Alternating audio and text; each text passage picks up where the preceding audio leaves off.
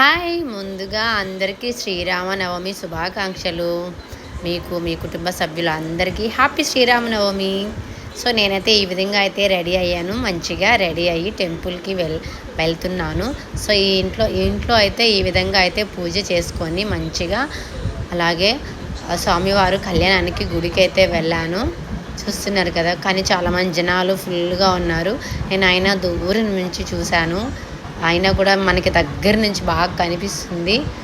So ఈ విధంగా కరెక్ట్గా మంచిగా ముహూర్తం టైంకే వెళ్ళాను. నాతో పాటు మీకు కూడా మంచిగా జరగాలని నేనైతే మనస్ఫూర్తిగా కోరుకుంటున్నా. జనాలు ఫుల్ అయితే ఉన్నారు. అలాగే ఎక్కడో కాదు, మా ఇంటి పక్కనే ఆంజనేయ స్వామి టెంపుల్. ఇక్కడ ప్రతి సంవత్సరం ఈ విధంగా అయితే కళ్యాణం చేస్తారు. అలాగే అన్నదానం మంచిగా చేస్తారు. నైట్కి ఊరేగింపుకి చాలా బాగా చేస్తుంటారు. ఇక్కడ హైవే పక్కన గుళ్ళో ఎన్టీఆర్ నగర్, ఇది మా ఏరియాలోనే. సో ఈ విధంగా మంచిగా చాలా బాగా చేశారు. మాల వేసేటప్పుడు ఆ స్వామివారికి అన్ఎక్స్పెక్టెడ్గా ఏదో పూనకం లాగా అనిపించింది. నాకు కూడా గూస్ బంప్స్ వచ్చాయి. చాలా బాగుంది. సో ఈ విధంగా అయితే అన్నదానం చేసుకొని ఇంటికైతే బయలుదేరేసాం. ఎలా ఉంది? మంచిగా అనిపించిందా ఈ వీడియో?